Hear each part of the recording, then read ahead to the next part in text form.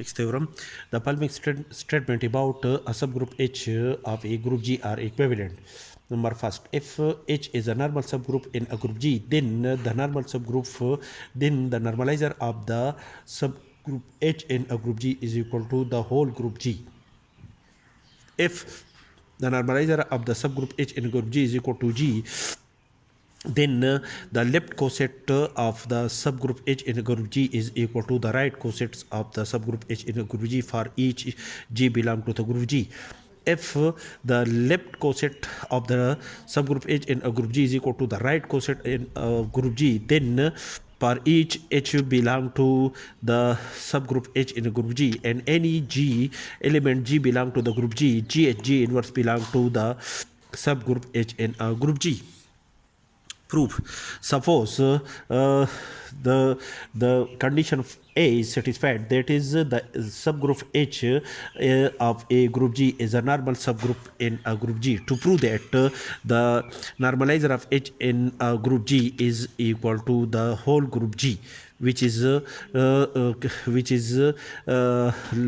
denoted by section B of the theorem.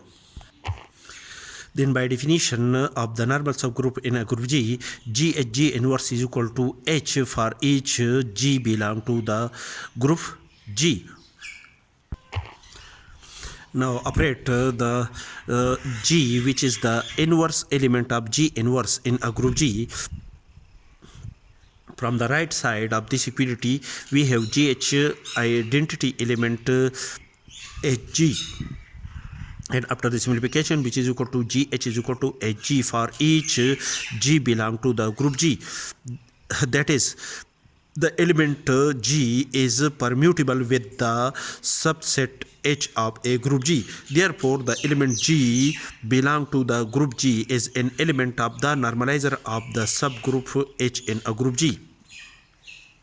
Thus, each element G belong to G is an element implies that the element G belong to G is implies that G belong to the normalizer of the subset H in a group G. Therefore, the set G is a subset of the normalizer of H in G. But the normalizer of the subset H in G is a subset of the set G. Therefore, combine these two according to the definition of the subset. That is, this set is a subset of this set, and this set is again a subset of this set. Therefore, combine these two condition, we can decide that the normalizer of the subset H in a group G is equal to the group G, which is our required result in section B. Next, B implies C. That is, suppose that the normalizer of H in G is equal to the group G by itself.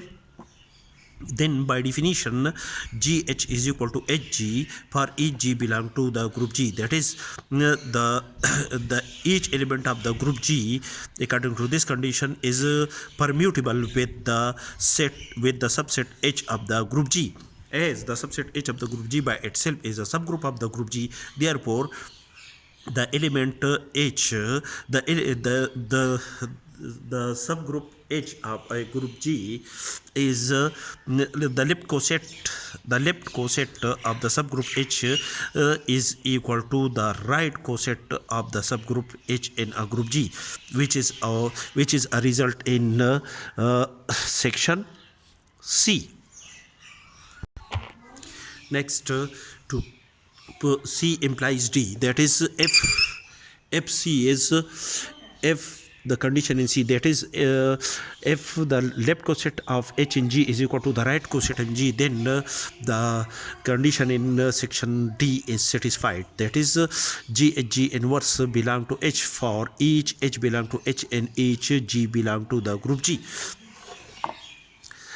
Since suppose that the left coset of H in G is equal to the right coset in G for each G belong to the group G, that is according to this condition, that is for each for an element H belong to the subgroup H in group G, there exists an element H1 belong to the subgroup H such that GH is equal to H1G. GH is an element of the left coset is equal to each element of the left coset is equal to one of the element and the right coset according to the condition of equality. That is GH is equal to H1G. Now G and G inverse belong to the group are the inverse element of each other.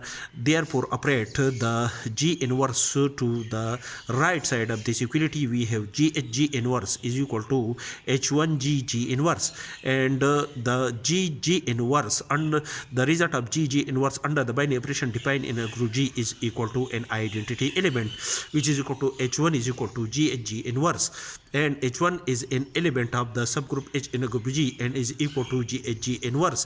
Therefore this implies that G inverse is also an element of the subgroup H in a group G.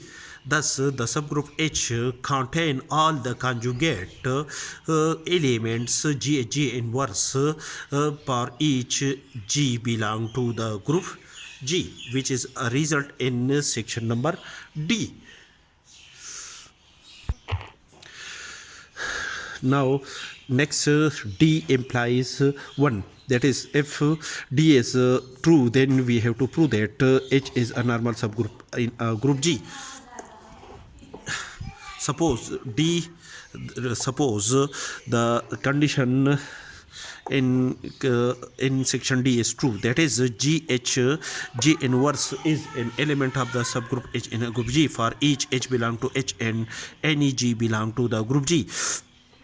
Then according to the above condition, if this element is an element of the subgroup H in a group G, then by definition there exists an element H1 belong to the subgroup H in a group G such that G inverse is equal to an element H1 of the subgroup H in a group G.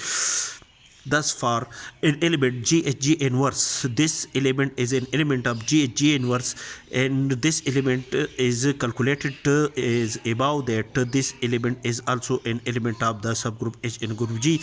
Therefore the set G inverse is a subset of the set H.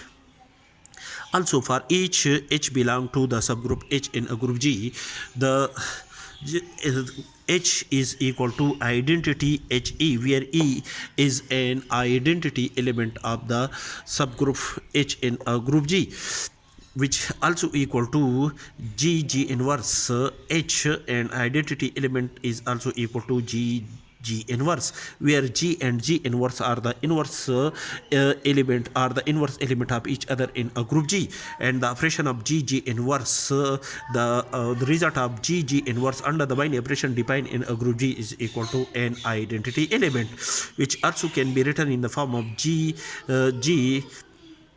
inverse H G inverse, and this resultant element is already an element of the subgroup H in a group G, and G inverse, when we operate G inverse these two elements from the left and right side of with an element of the subgroup H in a group G, that is this element is G. This is an element G, and this is an element G inverse, and G inverse HG is an element H dash, which is an element of the subgroup H in a group G. Then this element is an element of G inverse. Therefore the element H is an element of G inverse. Thus according to that is each element H is also an element of this set. Therefore the set H is a subset of G inverse. From equation number 1 and equation number 2, by the condition of equality of two sets, we can decide that the set G inverse is equal to the set H for each G belong to the group G. which satisfy the condition of the normal subgroup of the normal subgroup in a group G. Thus, the subgroup H of a group G is the subgroup H in a group G is a normal subgroup in a group G, which is a result in section number A.